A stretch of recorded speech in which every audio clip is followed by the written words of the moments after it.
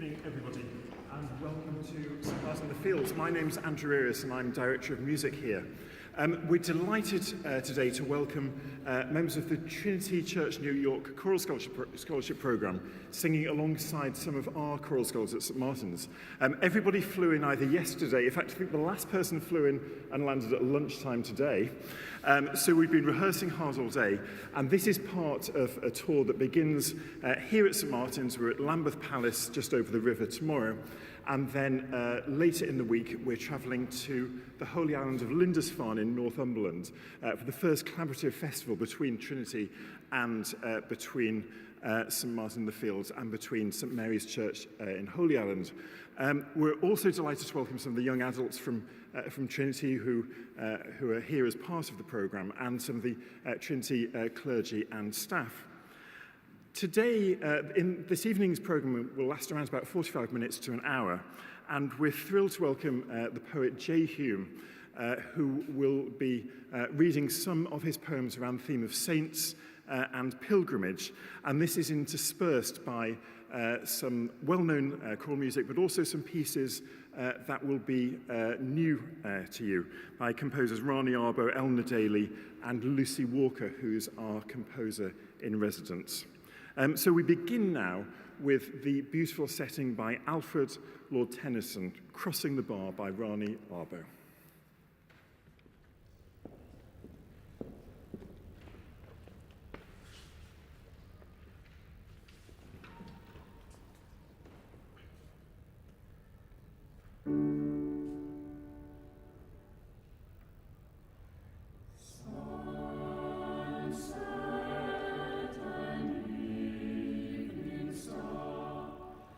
And one clear call for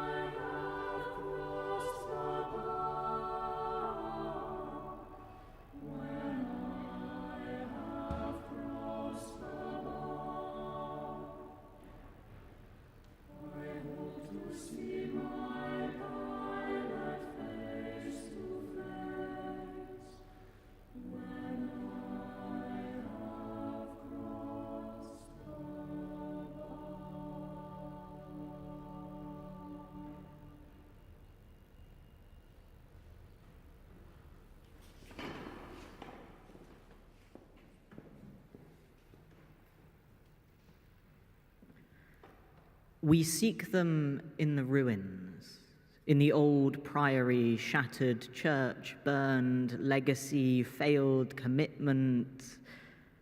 But this island has saints for fertilizer. Here is soil as relic, village as shrine. The marram grass on the dunes reaches out towards God. This place plays its own recessional as the sea rises over the sand.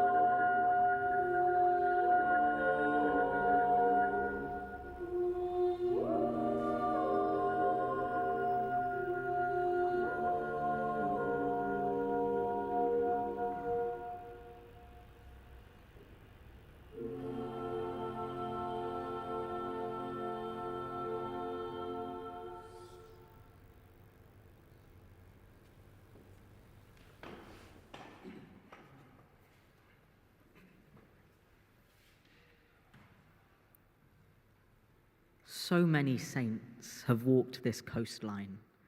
Limpets clinging to their feet, periwinkles in their hair, they walk out of the spray with staves of seaweed. Their words are the waves against the cliffs. Their prayer will tear down these castles.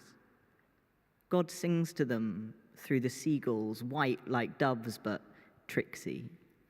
If you look out into the distance, you will see them walking on the waves, mouths open in the song of the sea, tunics stitched with seashells, hands stretched out in prayer. They call us out to the islands, isolated, swept away with the tide.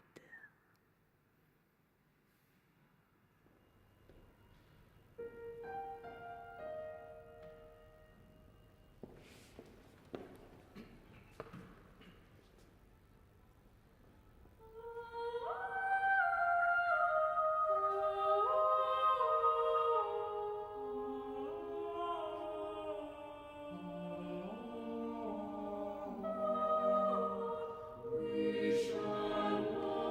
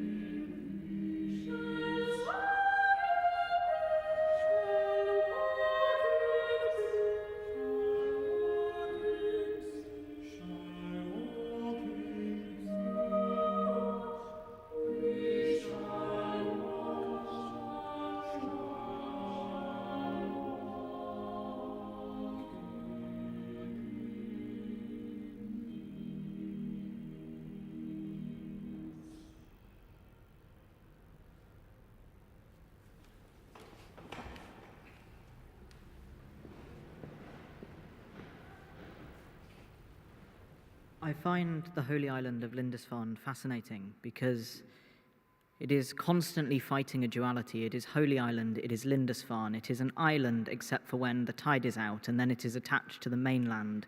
It is a place of pilgrimage, it is a tourist trap, it is so many things all at once. So I wrote this poem called Nobody Asked the Island If She Wanted to Be Holy. What is it to witness the millennia? These days like years, these years like seconds, the endless flicking light of the shifting sun. How do you hold on to yourself when the ocean tears at your being and makes you anew? When missionaries come bringing God in ways you've never yet seen? When their chanting replaces the birds as a song of worship? When their blood washes the land like a flood? When fires like the night scorch the ground, haunt the centuries? When they flee, return, pray, always pray. How do you witness a religion spread without becoming a vassal, a vessel? How do you know who you are when who you are is always changing, when there no longer exists any iteration of you that makes sense? When the stars wheel round and the tide rolls in and you're finally free of the land, do you dream of hermits and monks and saints, hair thick with salt, eyes filled with angels, losing themselves in this shifting place and hoping God will find them in the dark?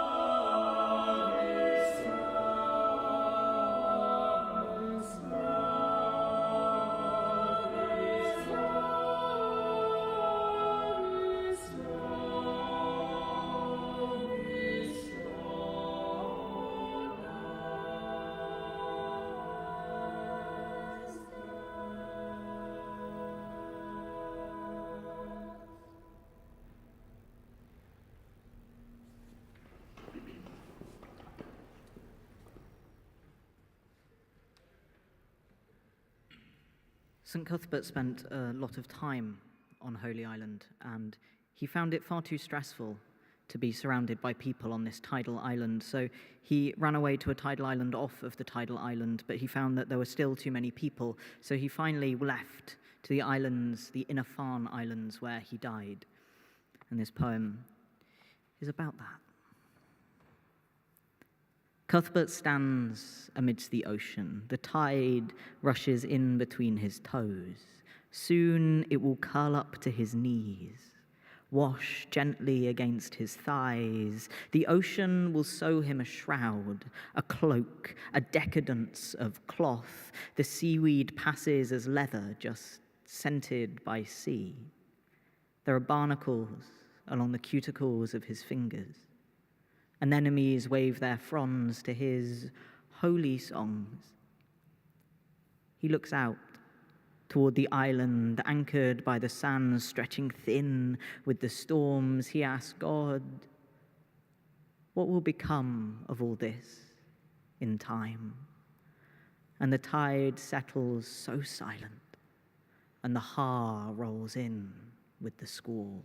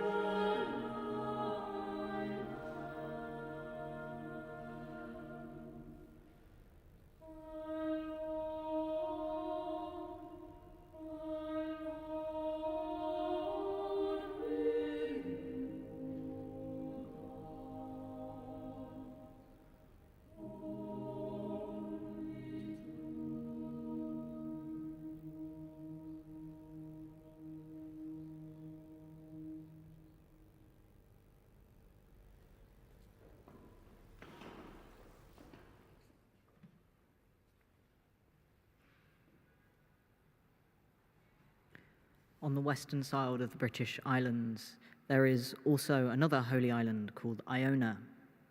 And the story goes that a monk was traveling to Iona, and his uncle, the prior, has a vision of him trapped in a storm in a whirlpool. And he calls the monks together and they pray together as he sees this image of his nephew standing on the prow of the ship praying at the storm. And say, through the monk's intercession, he was led safe to shore. Even the routes here are dangerous, the currents hostile to those who would conquer the sea. For centuries they prayed to gods of the deep, begged blessings from the stuttering tide. Now holy men come in boats like coffins, or stand on the shore rebuking the boiling sea. Among the rocks and the rippling tide, a bishop stands against the spray, hands pressed to the prow, hair wild in the wind. Here he prays to the Lord, this God of sky and tide and crashing wave, this God of the ocean and of the drowned. He praises the danger, the whirlpool, the wind, gives thanks for the terror that tempers his faith. This man, alone in the teeth of the sea, holds out his arms in blessing, screaming out a thanksgiving for the things that threaten his life.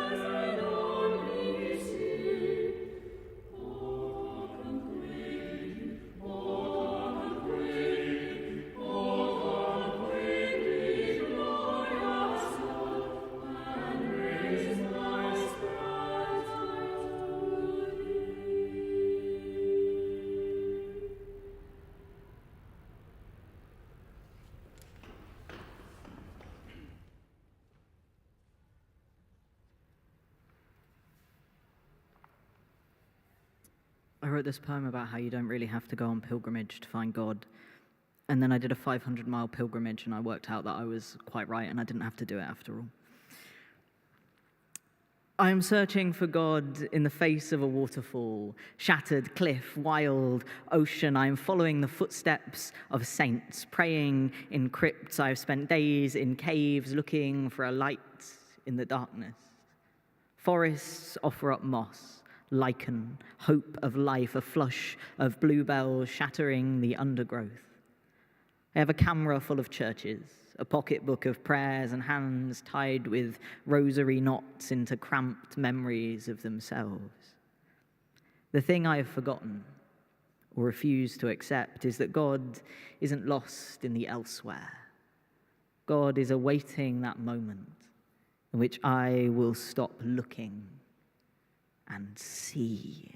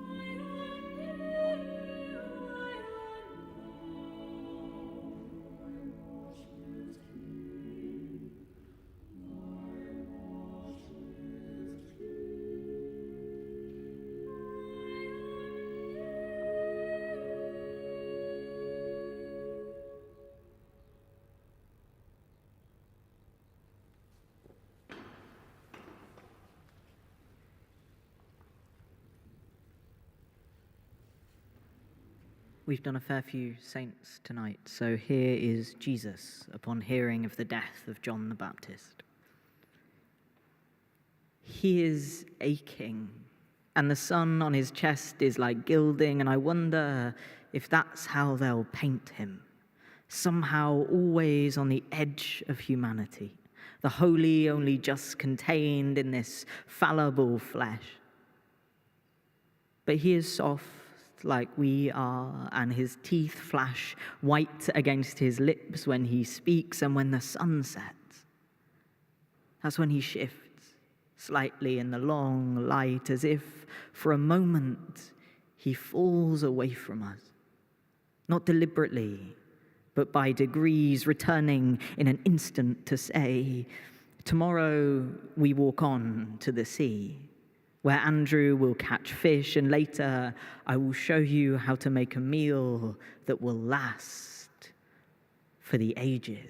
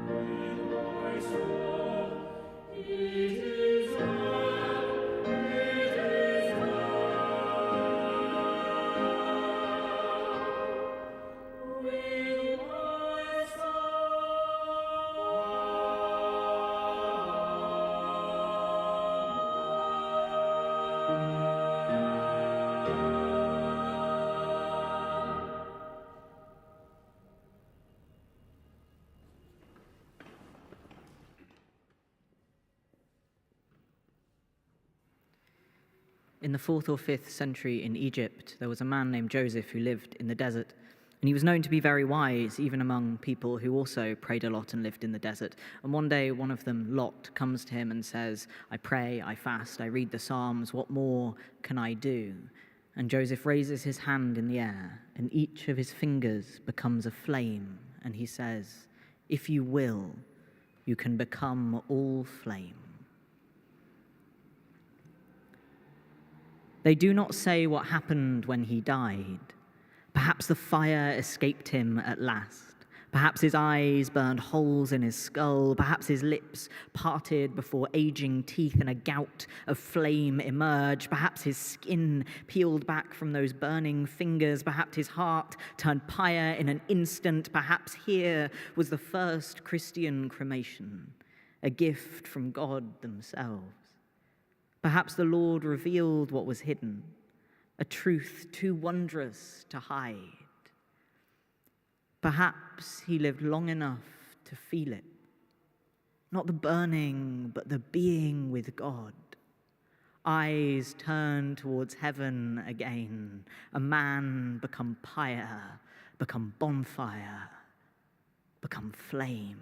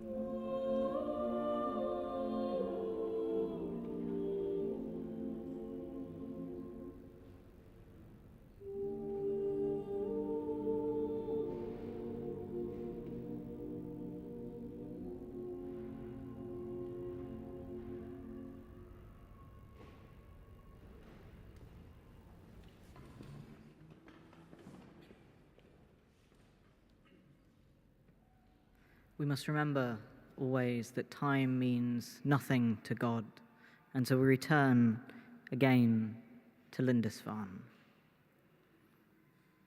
Time is different here. The past, an awaited tide, the future, a circling gull, this island, a casket, the ocean, a grave, and the sky, the coming resurrection.